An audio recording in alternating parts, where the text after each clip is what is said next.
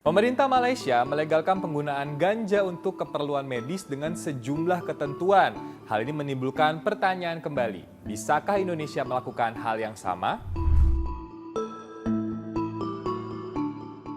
Pemerintah Malaysia menyatakan impor dan penggunaan ganja dalam keperluan medis diperbolehkan asal memenuhi aturan. Aturan yang dimaksud adalah importir dan produsen harus terdaftar dan mendaftarkan produk yang mengandung ganja kepada BPOM-nya Malaysia, yaitu DCA.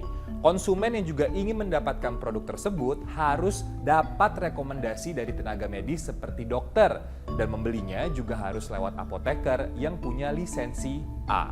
Di balik anggapan buruk dari penyalahgunaan ganja, ternyata banyak manfaat yang ditemukan pada penggunaan ganja untuk medis. Di antaranya untuk mengatasi glukoma atau penyakit yang merusak saraf optik sehingga bisa membuat kebutaan. Lalu kandungan cannabidiol dalam ganja juga disebut-sebut bisa mengurangi sel kanker. Dan kandungan cannabidiol juga bisa mengurangi rasa nyeri seperti pada multiple sclerosis, lalu juga pada nyeri saraf dan infeksi usus. Penggunaan ganja dalam medis bisa berbagai cara. Contohnya bisa dihirup dengan alat yang namanya vaporizer. Bisa juga dimakan dicampur dalam masakan. Lalu bisa juga dioles dalam bentuk minyak atau krim, ditetes di atas lidah sampai diminum. Cara mana yang paling efektif tergantung rekomendasi dokter, harus melihat dari kebutuhan dan kondisi pasien. Di balik manfaat penggunaan ganja untuk medis, ada juga loh efek sampingnya. Yang ringan seperti mata merah, mual, halusinasi, sampai depresi.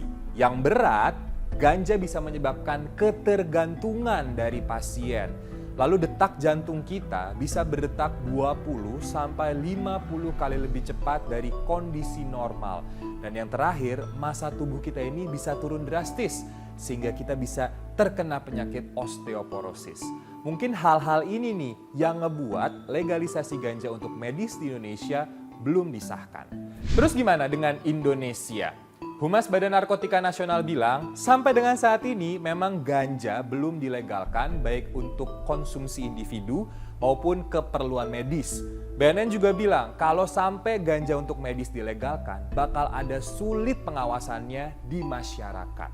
Sampai saat ini DPR RI juga belum terus mensahkan ataupun membahas undang-undang mengenai legalisasi ganja untuk medis.